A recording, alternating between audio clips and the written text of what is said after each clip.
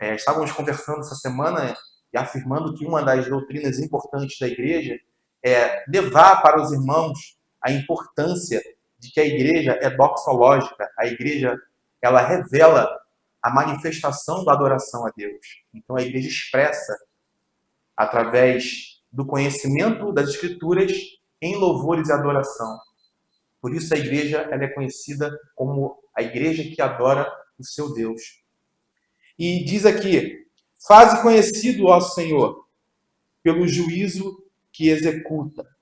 Os perversos serão lançados no inferno e as nações que se esquecem de Deus. Né? Então aqui está Davi trazendo uma revelação de uma ação de Deus e como Deus está olhando para a terra nesse momento. Ele está dizendo que um grupo de pessoas que ele denomina como perversos, eles vão ser lançados no inferno. E esses perversos, nós conhecemos muito bem as práticas deles. Eles são aqueles que estão revestidos de governo, revestidos, né, de autoridade. Eles têm o poder de socorrer o desfavorecido e o desamparado, mas eles não assim fazem, né? Porque eles buscam tirar proveito. Eles buscam se deleitar com o trabalho dos outros. Então, esses perversos, certamente, eles não permanecerão na congregação dos justos. Porque a intenção deles, na verdade, é viver essa vida subjugando povos, subjugando pessoas, subjugando os mais fracos. Por isso que o Senhor diz que a religião pura para com Deus é você visitar os órfãos. A religião pura para com Deus é você visitar as viúvas. A religião pura para com Deus é você prestar o socorro devido a quem precisa de um resgate, precisa de ter uma necessidade atendida. Então, por isso que é importante, irmãos, nós meditarmos nessas considerações de Deus. Irmãos, gostaria de trazer hoje um tema para a igreja, do qual eu venho meditando algumas semanas, né? Temos conversado sobre esse tema. Acho de muita importância, nesse momento, nós introduzirmos esse pensamento sobre a igreja, sobre nós. Porque esse tema, ele vai levar a igreja para um nível de maturidade. Nós estamos sendo aperfeiçoados por Deus. É notório quando eu converso com os irmãos, quando nós temos oportunidade de falarmos do reino de Deus, é evidente, né, como o Senhor tem trazido essa maturidade para a igreja. Nós temos sido aperfeiçoados, estamos sendo levados para um lugar aonde, juntamente com Cristo, nós vamos exercer essa autoridade de ministros de Deus. Então, esse tem sido o alvo principal das minhas orações, pedindo para que essa glória do governo, da autoridade bíblica esteja sobre cada um de nós. E cada um de nós, quando nós abrirmos os nossos lábios, né, nós vamos expressar o conhecimento de Deus com profundidade, o conhecimento de Deus, né? E eu tenho certeza que essas boas obras que o Senhor diz que de antemão foram preparadas para que nós venhamos a andar nelas, essas boas obras vão se manifestar a cada dia. Se tão somente nós aplicarmos o nosso entendimento e o nosso coração no que as Escrituras chamam de poder de Deus, que é o conhecimento completo de Cristo Jesus. Então, nós temos uma carência nos nossos dias, nós temos conversado sobre isso, temos falado do desafio da igreja atual, que não tem nada a ver com a igreja que, entre aspas, você percebe que tem voz no mundo. Existe, na verdade, dois povos, né? Temos conversado sobre isso, existe uma igreja no meio da igreja, né? Infelizmente, como nós vamos trazer aqui hoje, alguns homens, eles usurparam, né, ou se apropriaram do governo da igreja. E a Bíblia diz que homens com a mente reprovada. Essas pessoas estão em alguns cargos em eminência, essas pessoas têm alguma voz na sociedade, mas elas não representam a igreja genuína.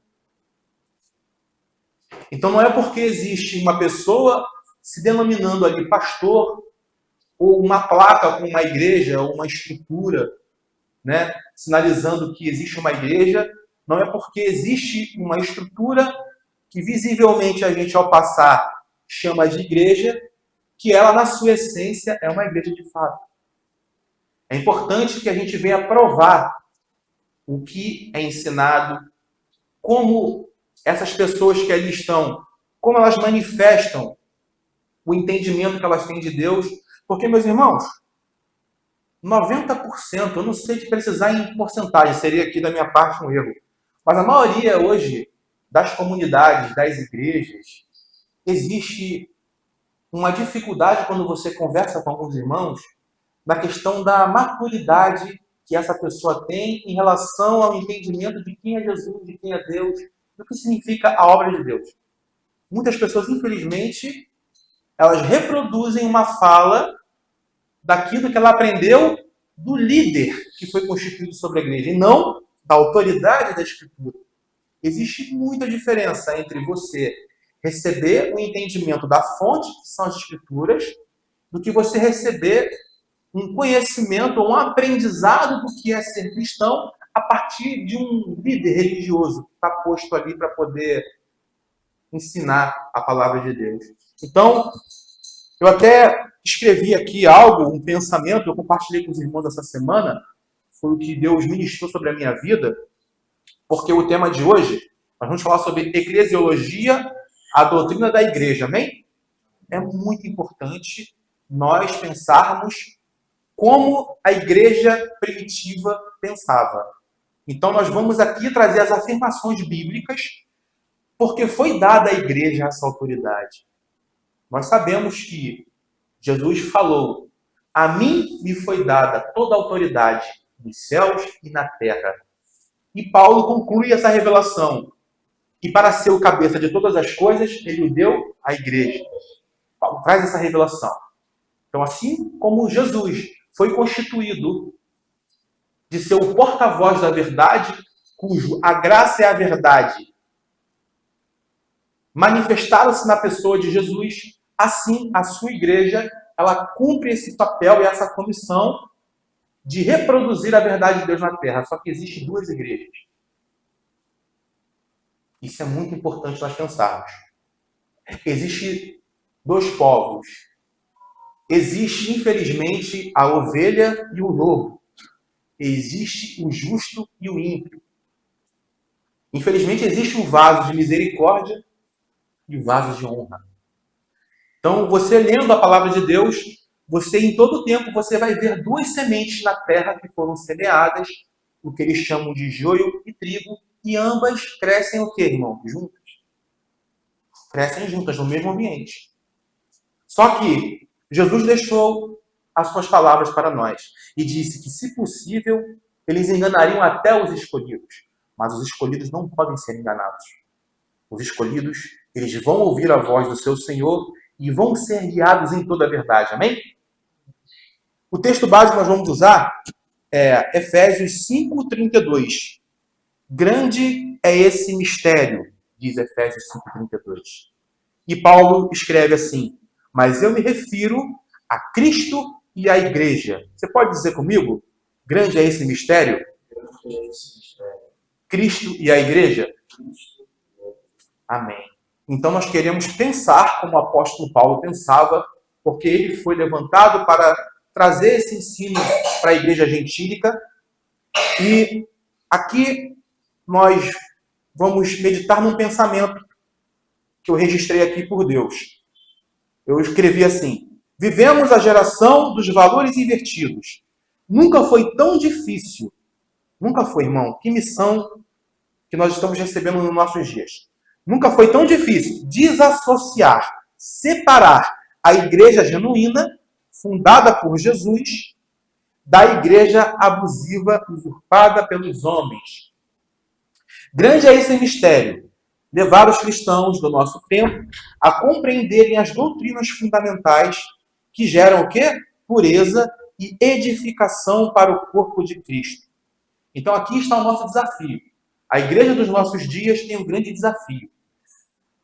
Através da mensagem das Escrituras, a igreja está revestida de autoridade, a igreja verdadeira que eu digo, para anunciar a pregação do Evangelho, para que aqueles que pertencem a Deus saibam reconhecer o verdadeiro. Infelizmente, hoje, nós ouvimos relatos de muitos irmãos. A internet hoje, você acha muitos depoimentos de pessoas que foram abusadas psicologicamente, fisicamente, em ambientes chamados de igreja. E nós sabemos que o que está acontecendo hoje nos nossos dias, o motivo de haver esses escândalos cada vez mais crescentes no nosso tempo, se dá por uma profecia bíblica. Porque o Senhor disse que nos últimos dias haveriam tempos difíceis. E ele fala sobre o tempo da apostasia que seria crescente. Então eu quero te dizer uma coisa. Eu não sou contra a igreja, eu sou a favor da igreja. Só que eu preciso ser consciente nos ensinos e nas profecias bíblicas. A Bíblia e as Escrituras, Jesus, Paulo, João, Pedro, quando você começa a meditar aqui nos ensinos dos apóstolos, você percebe que para os últimos dias, que são o nosso tempo que nós estamos agora presentes, eles ensinam que vai haver uma separação. As pessoas vão apostatar da fé, elas vão se divorciar. Elas vão se divorciar da verdade de Deus. E isso vai ser crescente, irmãos. Muitas pessoas e muitos líderes, hoje, você abre o YouTube para essas pregações, eles falam de um avivamento que está vindo, porque eles consideram porque multidões de pessoas estão entrando na igreja, preenchendo uma ficha de membro e se batizando, eles consideram isso avivamento. Só que o avivamento não tem a ver com ter multidões de pessoas sentadas num lugar. Avivamento tem a ver com a verdade e o poder das Escrituras operando eficazmente na sua vida, levando você a realizar as obras de Deus. E isso é conhecido. É muito fácil você conhecer um cristão operante. Ele carrega uma essência genuína do entendimento e do significado do que é a mensagem do Evangelho. E ele sabe transmitir isso. E essa mensagem não apenas é confessional, porque a igreja é confessional, mas também ela é operosa em obras. Você percebe na vida desse cristão uma prática constante, né? Na oração, na adoração. Você percebe esse cristão sendo um modelo e um exemplo no meio da comunidade que ele vive, que ele congrega. Então, aqui, o que quer dizer eclesiologia, a doutrina da igreja? Eclesiologia é a palavra formada por dois termos do grego. Significa eclésia, que significa assembleia, e logia, logos, significa palavra.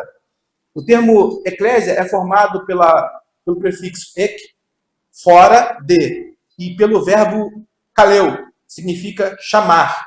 Então, qual é o significado de eclesia? Eclésia significa, basicamente, aqueles que são chamados para fora, aqueles que são chamados por Deus. Né? Tem a ver com o estudo sobre a assembleia convocada. Esse é o entendimento. Então, quando você pensa no da igreja, pensa em eclesia, nós estamos pensando em estudar sobre o chamado de Deus sobre aqueles que pertencem a Ele, para que congreguem, para que participem de uma assembleia solene, aonde Deus, o justo juiz, governa sobre aquele lugar. Então não tem nada a ver com ajuntamento, com música, né, com evento, com conferência. Você ouve falar, não, ali tem uma conferência com fulano de tal, famoso, que vai estar presente. Ali tem uma coisa que vai ser feita agora, essa semana ali, vamos lá, que vai ter um cantor. Não tem nada a ver com isso. Igreja genuína, Assembleia dos Santos, não tem nada a ver com ajuntamento, tá bom, irmão? Não é se ajuntar, não é aglomeração, tá bom? Então, veja bem.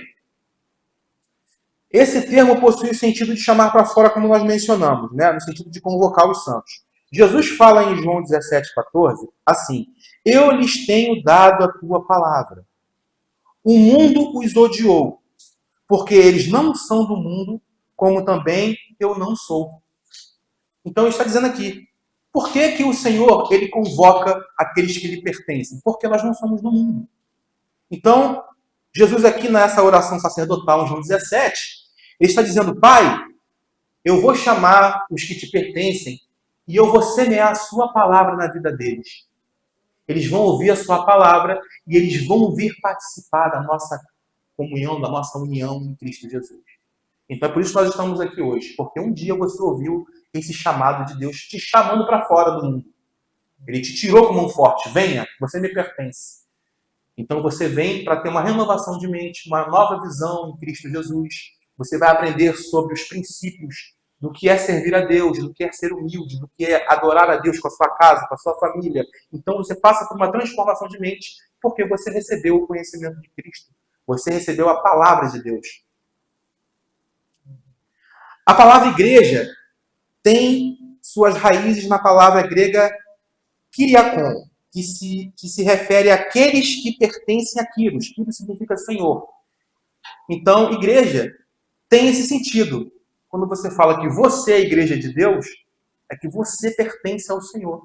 Então, como diz o texto em Romanos, o próprio Espírito de Deus, aquele que foi derramado quando você ouviu a pregação do Evangelho e entendeu, esse mesmo Espírito testifica que você é filho de Deus.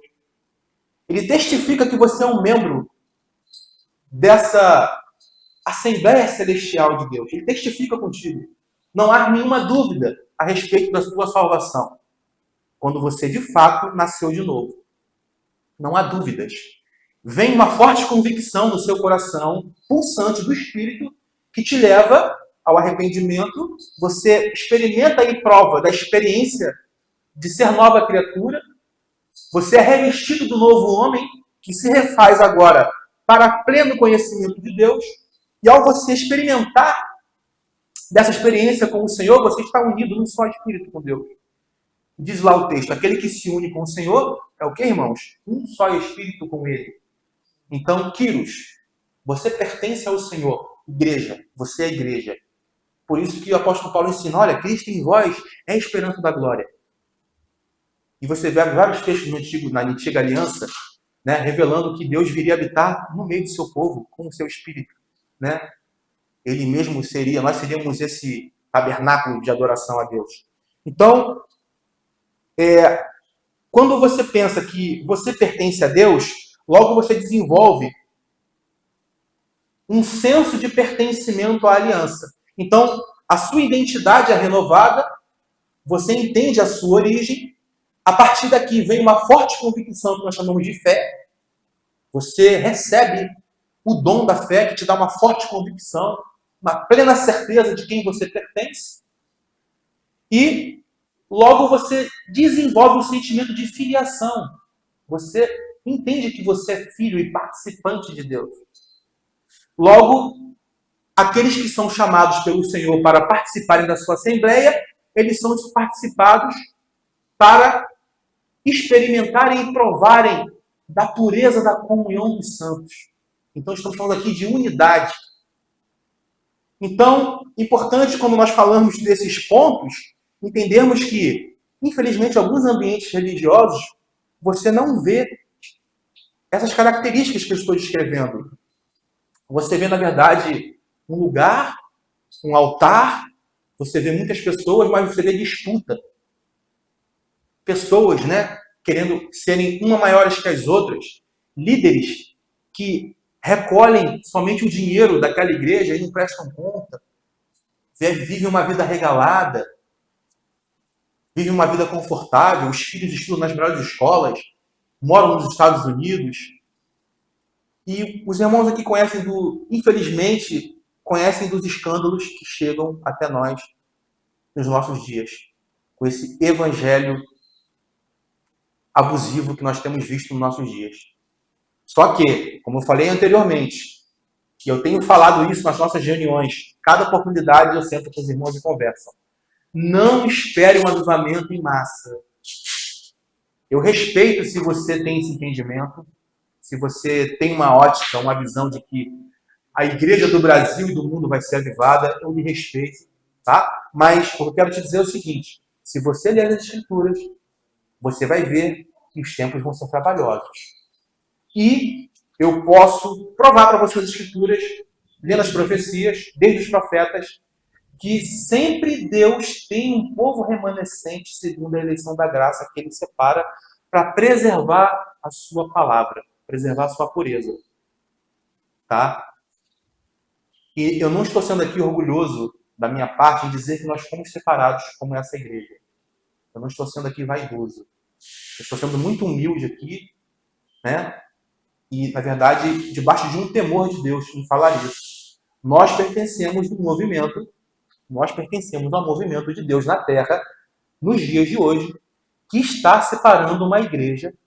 Deus está separando essa igreja no meio de muitos povos, separando pequenas famílias, pequenos grupos, para poderem preservar a pureza da palavra e do viver com Deus. Esse viver de modo digno que nós falamos. Essa dignidade que o Evangelho proporciona, isso vem por uma ação de Deus. E eu vejo aqui que todos nós que estamos aqui hoje estamos inseridos nesse fenômeno de Deus. Então, o firme fundamento de Deus permanece tendo esse selo. Se igreja são aqueles que pertencem a Deus, Deus tem um selo para poder validar esse pensamento. O apóstolo Paulo escreve para Timóteo, em 2 Timóteo 2,19, e fala assim: o Senhor conhece os que lhe pertencem. Você pode repetir comigo? O Senhor conhece aqueles que lhe pertencem. E mais, ainda tem uma conclusão aqui do pensamento. Aparte-se da injustiça todo aquele que professa o nome do Senhor. Então, tudo que é injusto, não importa se existe uma prática errada por parte de líderes e de uma igreja que está sendo ensinada errada, nós temos que nos apartar daquilo que é injusto. Se existe ali um líder, uma pessoa que governa uma eclésia, uma igreja, e ele, infelizmente, age de forma autoritária, arbitrária contra as pessoas, manipuladora, né? Muitas vezes fazendo com que aquelas pessoas sirvam ao ministério pessoal dele e aos caprichos da vaidade pessoal dele, e se isso é injusto, temos que pregar para que os cristãos se apartem disso. Tem que haver uma parte, um apartado. Porque tanto o Daniel quanto os profetas dizem que, no final dos tempos, você vai notar a diferença do justo e do injusto, daquele que serve a Deus e daquele que não serve. Vai ser um sinal e uma prática. Então, o que você carrega é muito santo, meu irmão. O que você carrega é genuíno. O que você carrega é a glória de Deus. Você carrega o testemunho do Senhor. Então, é muito importante você valorizar o que está sendo dito. Porque se você está participando de um movimento desse, porventura, em alguma igreja dessa abusiva, onde você já percebeu, o Espírito de Deus falou com você e disse que ali não é o teu lugar, ouça a voz do Senhor. Ouça a voz do Senhor. Procure um ambiente, né, saudável, onde os irmãos estão unidos no propósito de glorificarem a Deus e não o seu ministério pessoal. Eu creio que os irmãos aqui já ouviram histórias e já ouviram da boca de líderes dizendo que a igreja serve ao ministério pessoal dele e ele serve a Deus. Existe essa mentalidade hoje.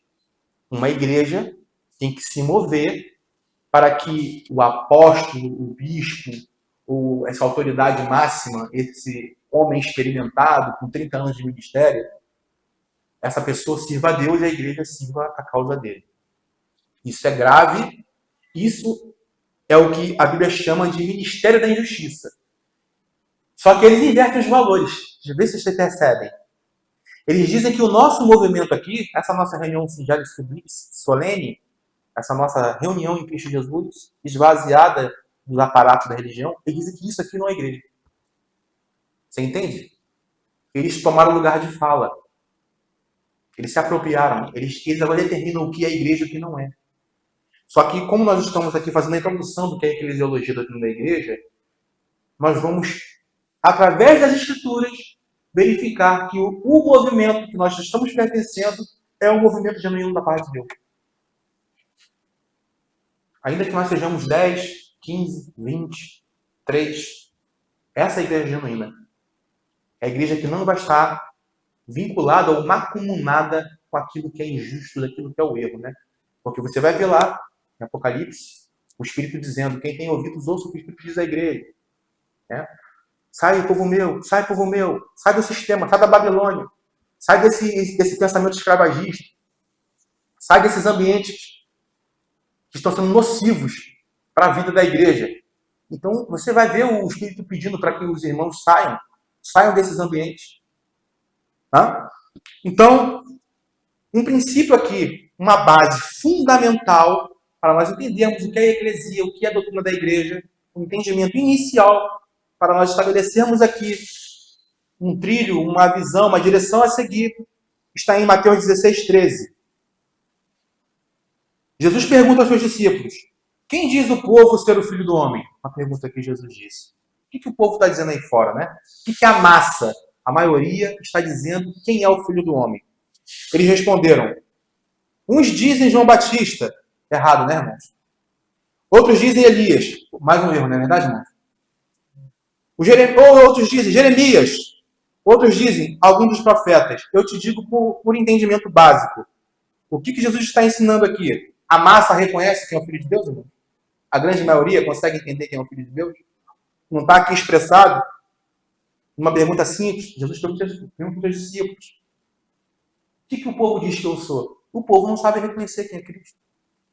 Eles têm a visão errada. Você vê que a visão deles está nos profetas.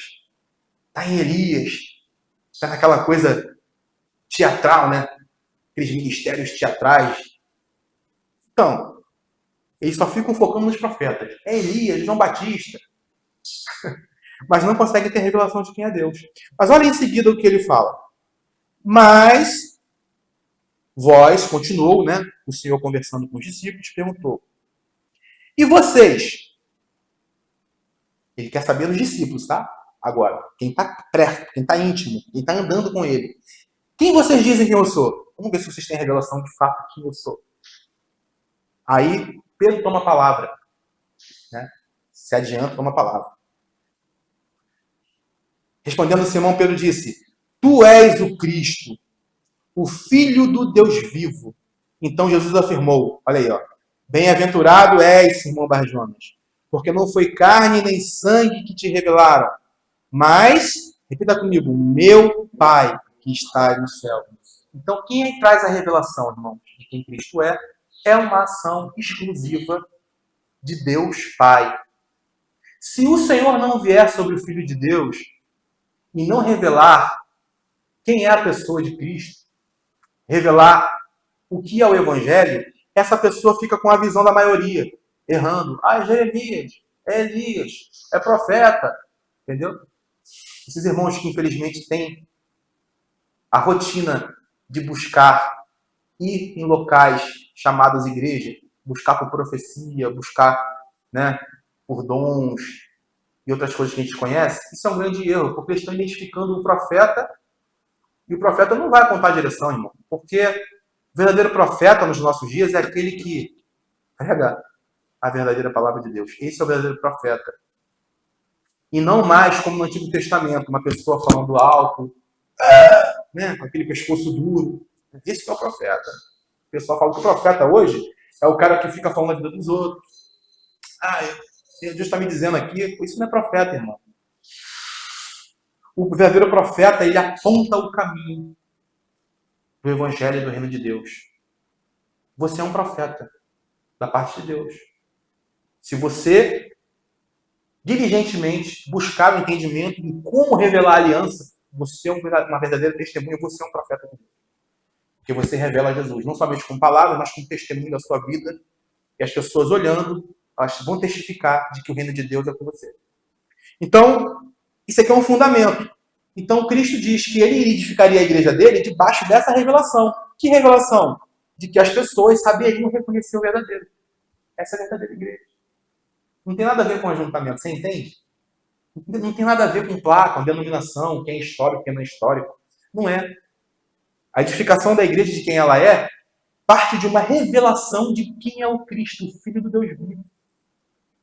E a partir dessa compreensão plena de quem é o Filho de Deus, você vai ser levado para o Evangelho.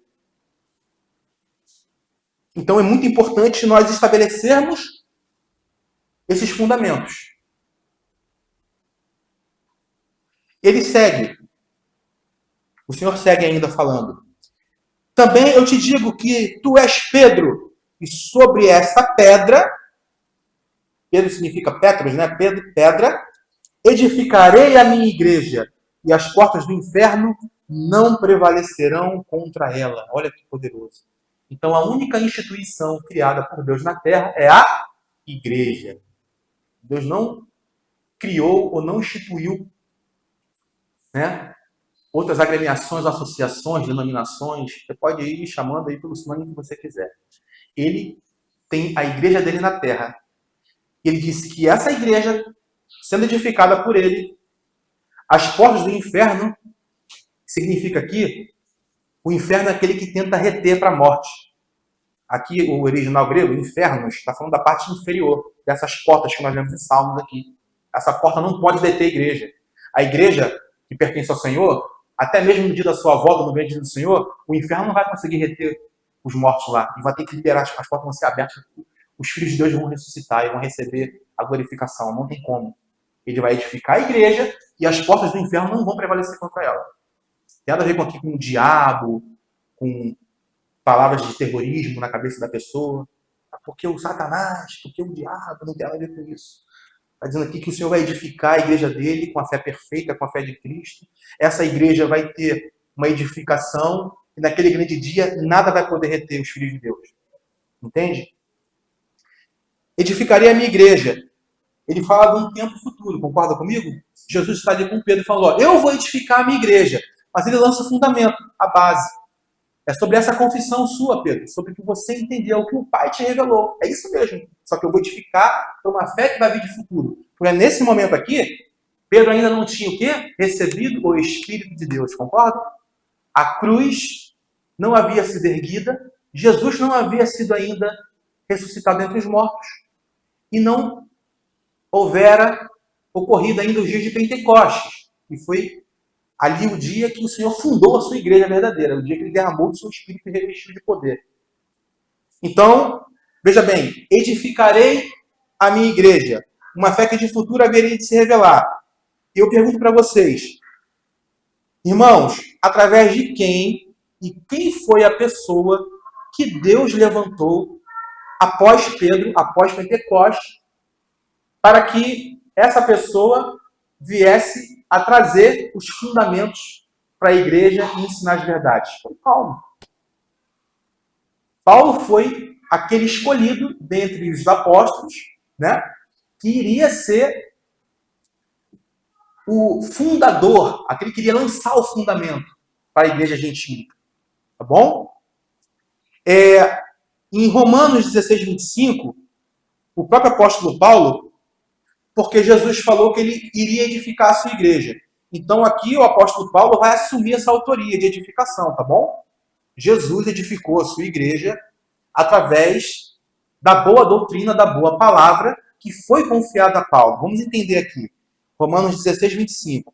Olha aqui. Segundo a graça de Deus que me foi dada, assim fala Paulo, lancei o fundamento como prudente construtor. Desculpa, 1 Coríntios 3,10, tá? Eu tenho três versículos aqui, tá bom? Essa parte é 1 Coríntios 3,10, você pode anotar ele depois. 1 Coríntios 3,11 e Romanos 16, 25, tá? Eu vou ler em sequência aqui os versículos, tá bom? Você pode deixar aberto em Romanos 16, 25, tá? Eu coloquei aqui, juntei 3 versículos, tá? Então vamos lá. Segundo a graça de Deus que me foi dada, Paulo falando, lancei o fundamento como prudente construtor. Tudo ok por aqui, irmãos? Quem é o prudente construtor, não é Paulo?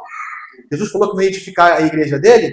Então beleza, então ele levanta aqui Paulo como esse prudente construtor, tá bom? Lançou os fundamentos para que a edificação fosse erguida, ok?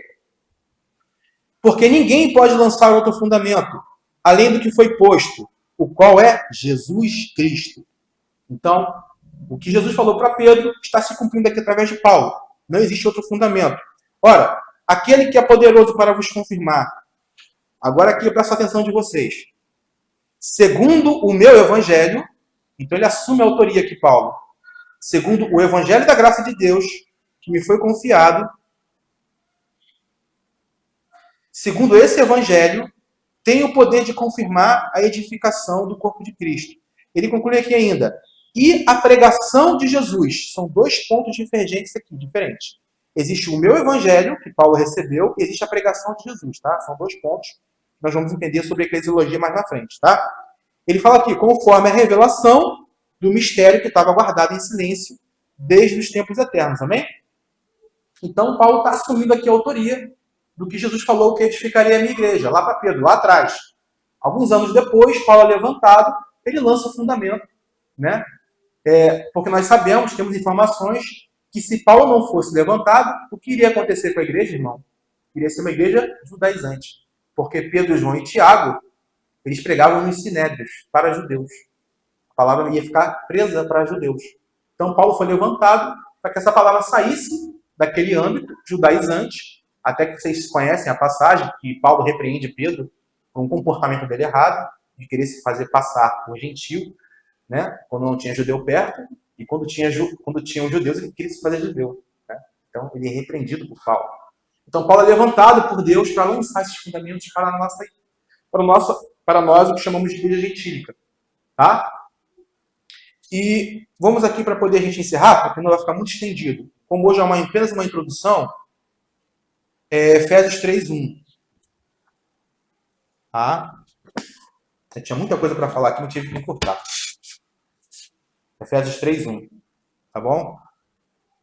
Vamos falar sobre a autoridade de Cristo e da igreja, tá bom? Jesus disse, toda a autoridade me foi dada nos céus. Isso é muito poderoso. Ele deu essa autoridade para a igreja. Nós vamos ler aqui o que está registrado em Efésios 3, tá bom? Olha aí, 3:1. Por esta causa, eu, Paulo, sou prisioneiro de Cristo Jesus, por amor de vós. Tá vendo aqui, ó? Os gentios. Por causa dos gentios, tá? Se é que tendes ouvido a respeito da dispensação da graça de Deus a mim confiada a vós outros. Então, assim, qual a pergunta primordial que nós devemos fazer aqui?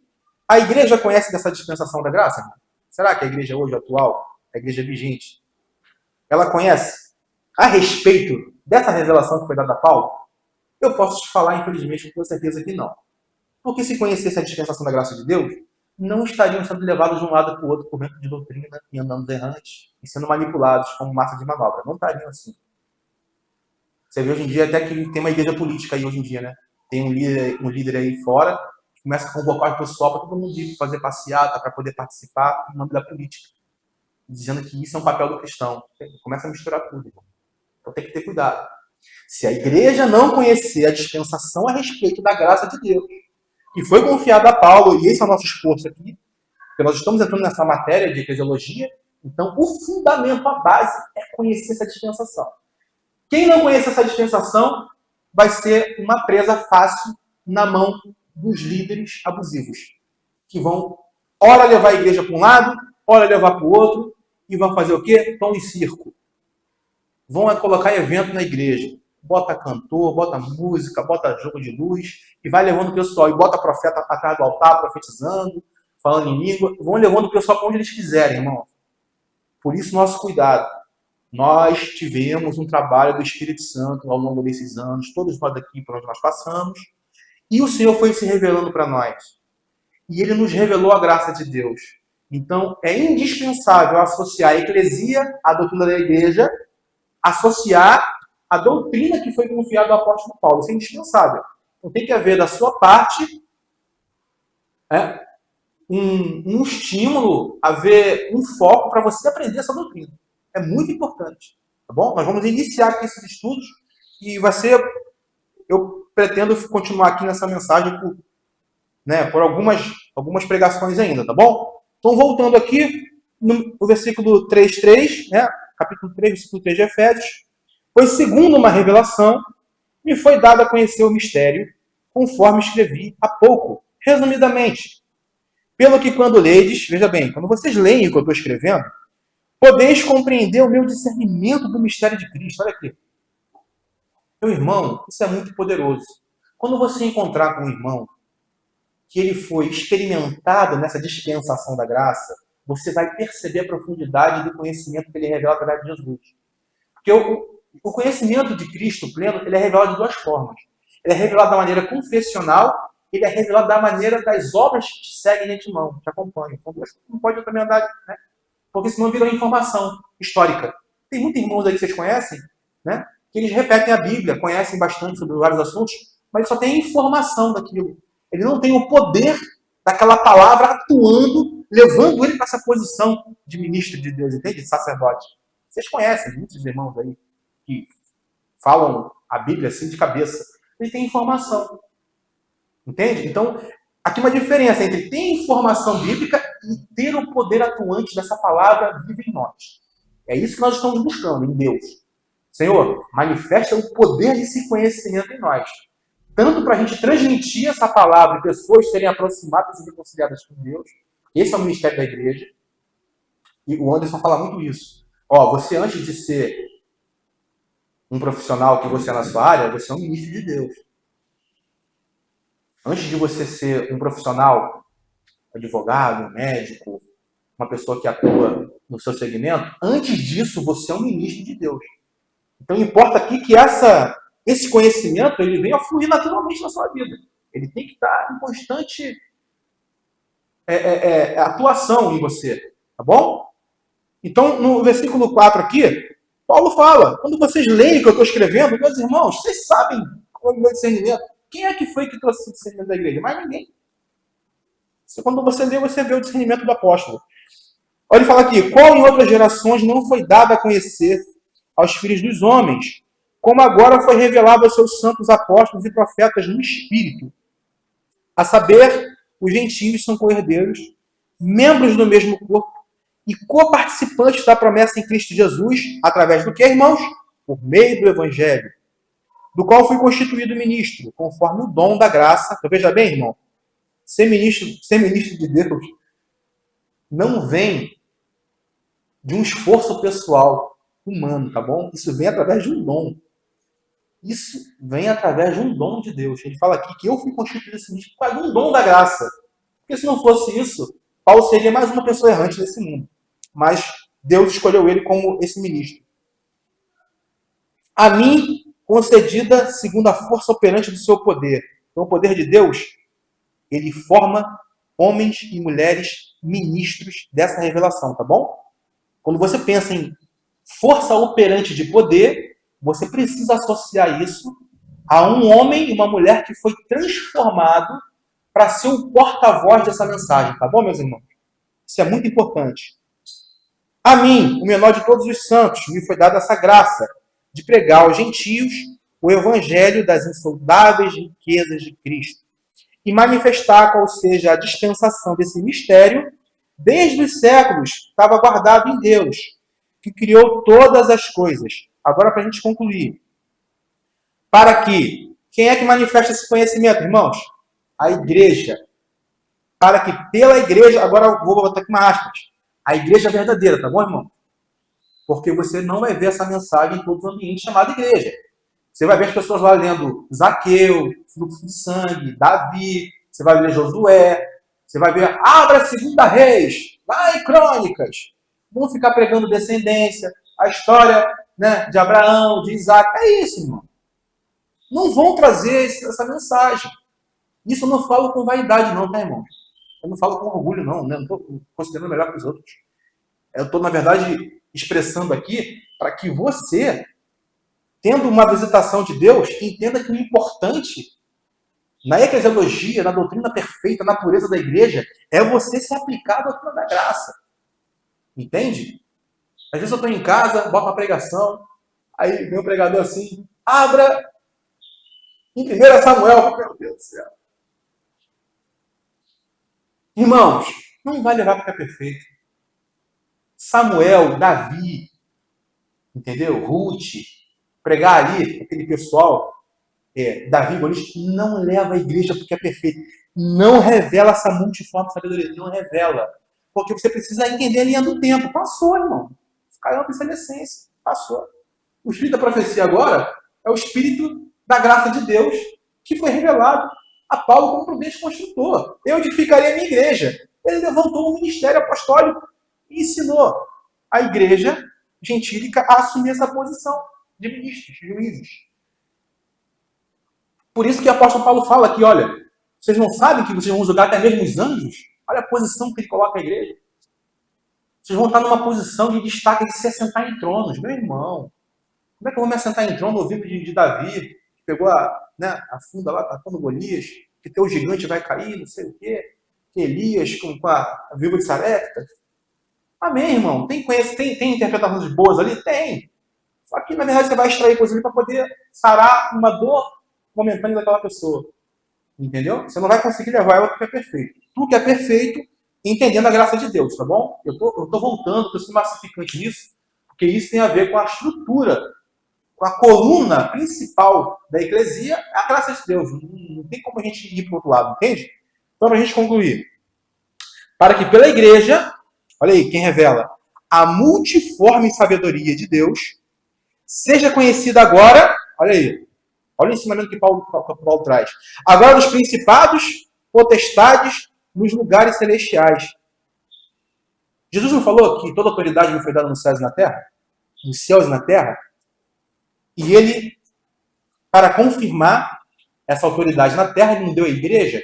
Então, quando a igreja, veja bem, olha aqui que eu vou falar, em nome de Jesus.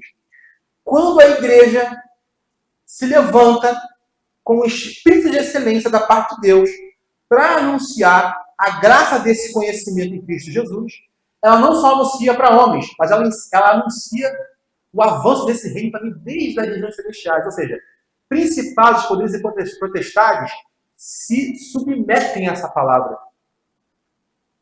Isso estou querendo dizer. Se porventura um irmão entrar aqui, ou no local que você esteja, onde você estiver andando, passeando, você anunciar a graça de Deus com poder e autoridade, até mesmo ações espirituais malignas que tentam roubar o entendimento dele, porque nós já falamos sobre isso aqui, sobre as sementes que são lançadas, né? Não estava escrito que maligno vem roubo do coração? Em Lucas, em Mateus, tem a parábola do semeador. Então, ele está ensinando esse princípio aqui. A multiforme sabedoria de Deus agora, ela tem o poder de, quando anunciada, nem o inferno, nem potestades, nada pode deter um filho de Deus de ser unido ao corpo de Cristo. Nada. A graça de Deus tem esse poder. Tá? E por isso que o Senhor diz que ele constituiu a igreja com essa autoridade. Tá bom? Então, para nós encerrarmos aqui, o apóstolo Paulo fala sobre a vocação dos santos. Por isso também, não cessamos de orar por vós, para que o Deus de nosso Pai vos torne dignos da sua vocação. Qual é a vocação da igreja, meus irmãos? É apresentar Cristo, o reino de Deus na terra, e ser participante dessa graça de serem constituídos como sacerdotes, primícias para Deus, aqueles que reinam em vida. Que reinar em vida está associado a isso. A você estar revestido de uma autoridade bíblica para você anunciar o reino de Deus e o resgate. Porque quando você pensa em doutrina da igreja, qual o poder da igreja em revelar a multiforme graça de Deus? Ela ensina os princípios, os padrões. Ela ensina sobre reconciliação. A igreja tem o poder de ensinar o que é santificação. A igreja tem a autoridade de ensinar o que é uma aliança. A igreja tem a autoridade de ensinar o que é santificação no temor do Senhor. Veja bem, então são as muitas formas da igreja se revelar no seu conhecimento. E isso é uma autoridade que vem da parte de Deus. E que nós que estamos aqui, nós fomos chamados para essa mensagem. Cada um de vocês que está aqui foi chamado para ser um ministro dessa aliança. Nós somos a continuidade daquilo que Jesus falou. Eu edificarei a minha igreja. Passado 2000 anos, nós estamos aqui, separados por Deus, para sermos a continuidade dessa mensagem.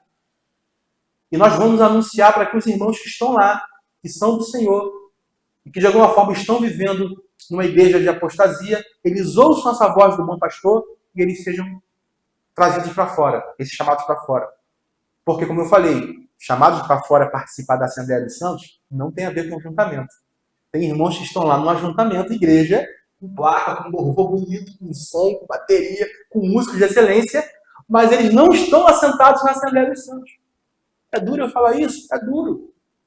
Mas como a gente está entrando aqui na doutrina da igreja, a gente precisa saber desassociar o que é igreja genuína e o que é uma igreja da multidão. O Jesus falou. O que a multidão diz que eu sou?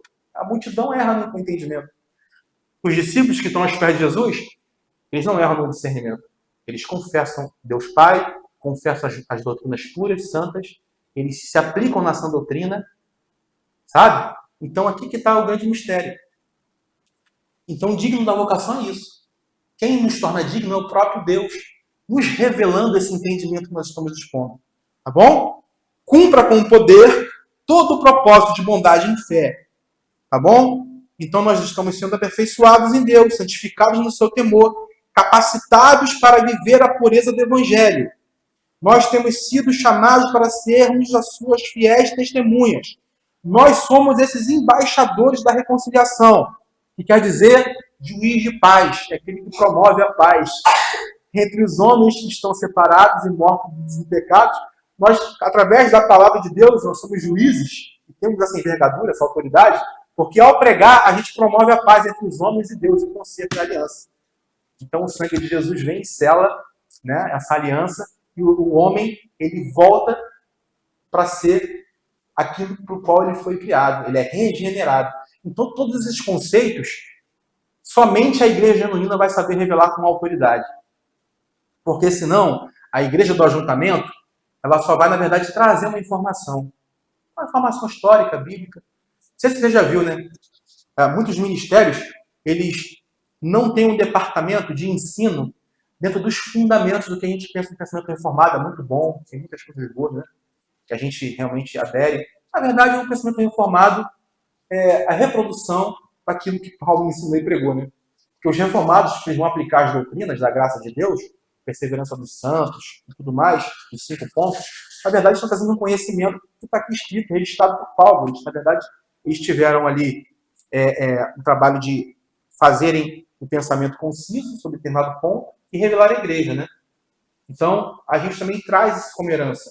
A gente não, na verdade, a gente não veste essa roupa. Nós somos reformados, nós somos calvinistas, nós somos do estilo de... Não, a gente não precisa trazer isso. Nós somos da Igreja de Jesus, somos esvaziados, né, das tradições e das doutrinas. E o que nós estamos aqui querendo trazer e proporcionar para todos é que todos sejam edificados debaixo dessa revelação de quem é Cristo e de que é a igreja verdadeira. Tá bom, meus irmãos? Então nós vamos encerrar aqui.